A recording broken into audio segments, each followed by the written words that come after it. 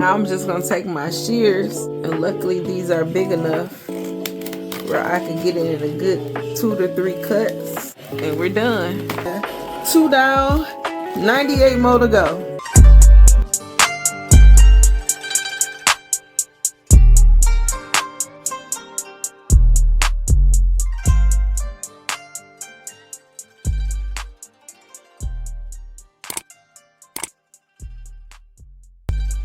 All right, y'all, so in this video I'm going to be showing you how to make a chip bag from scratch. And in this video example, we are going to be making one for a Sweet 16.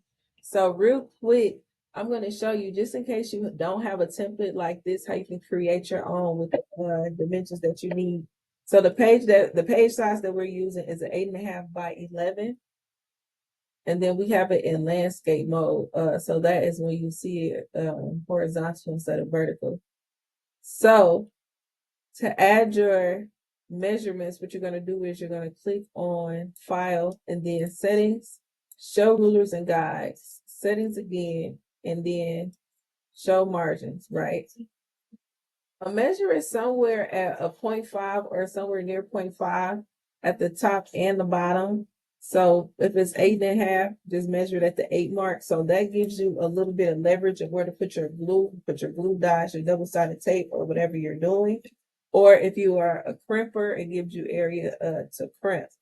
So if you want to add a guideline, you just drag it like this or from the top like that. So now we want to add one directly to the middle.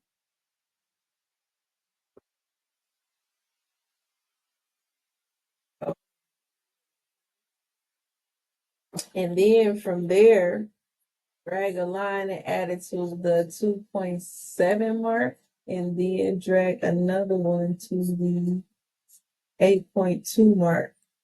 So now you have your area. So this will be your front, this will be your side. Now I'm just going to add another little line.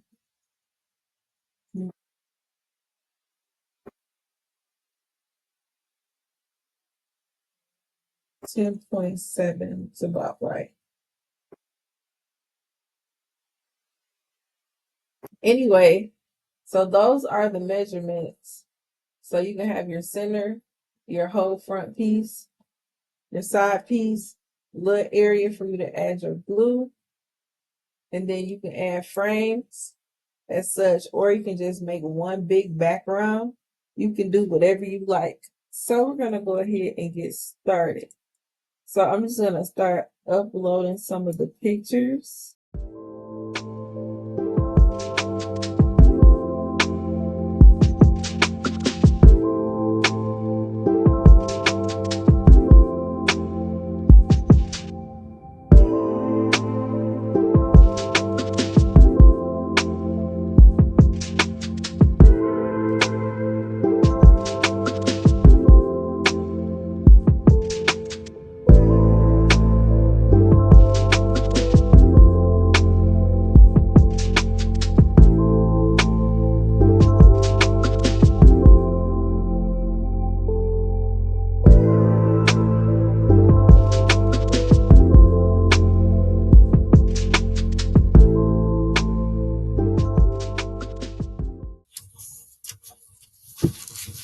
All right, y'all. So I really like the background that they had. So I'm just going to make that the background.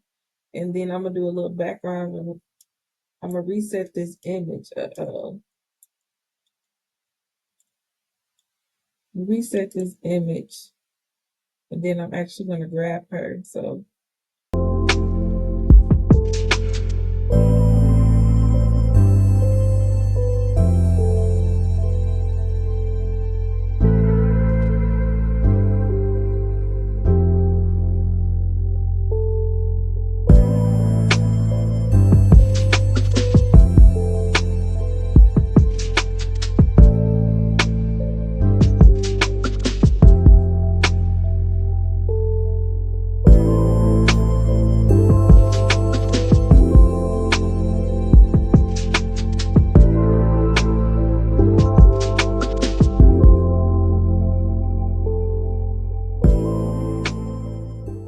So this is the paper that I use. I got it off Amazon for about 14 bucks.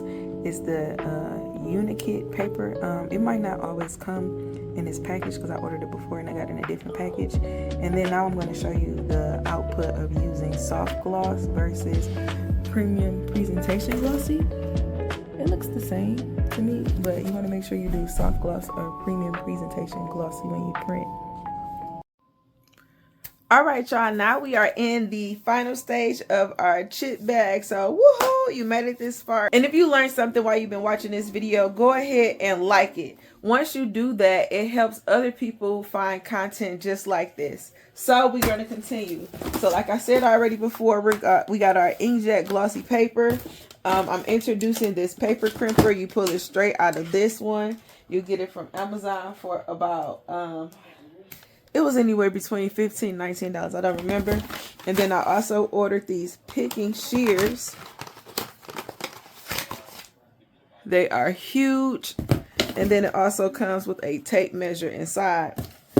So I got my Cheetos from Sam's Club. So again, if you don't have a Sam's Club in your area, that's like a BJ's Wholesale, a Costco, something like that.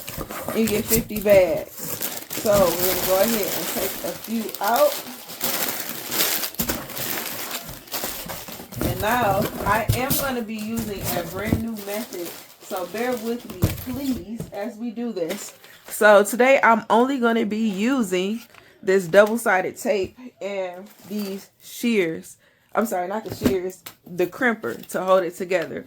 So any other time I've tried using hot glue, I've also tried using glue dots, but these, I feel like these chip bags that I made are really beautiful, and I want them to be a keepsake. I don't want people to, you know, tear them up.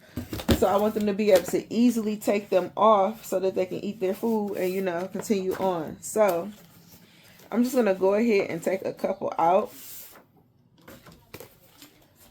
And now let's just get it in focus. I'm going to stack them together. And now I'm just going to, maybe I got too many. Let's just do 2 at a time. And take them, and I'm going to kind of just shape how I want it to go with a little bit of overlap. I think I actually want to have this side. Nope, I want to have this side overlap that side. And we're just going to press down so that we have our nice shape. Let's take this out. We're going to pop this in here in the middle. We got it folded over. So, all right, y'all. So now we are going to take our glue dot roller. I'm just going to follow the line on down. Right? Pop this in here. And make a merry. Okay.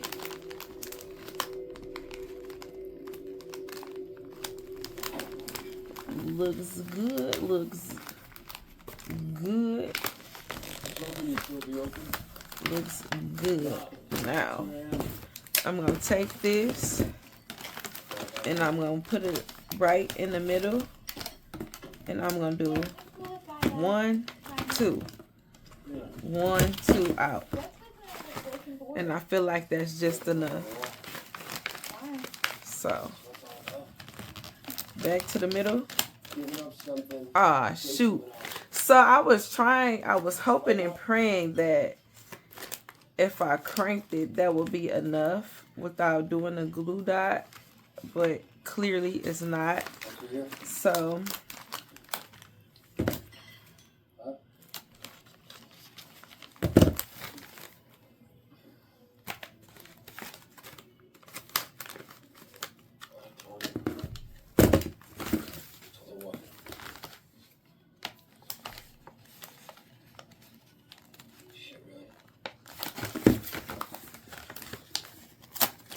we just open it.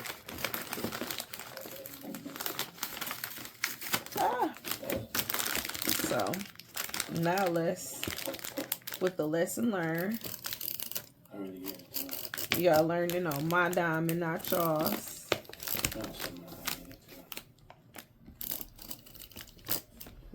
our two glues at the top.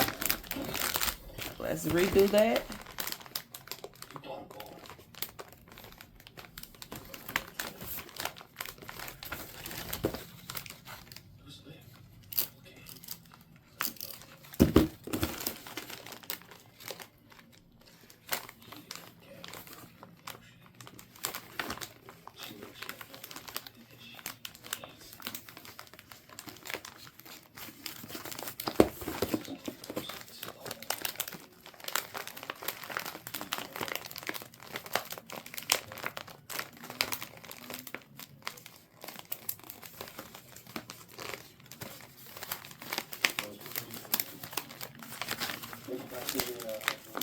I'm gonna re-crank this, re-crinkle it.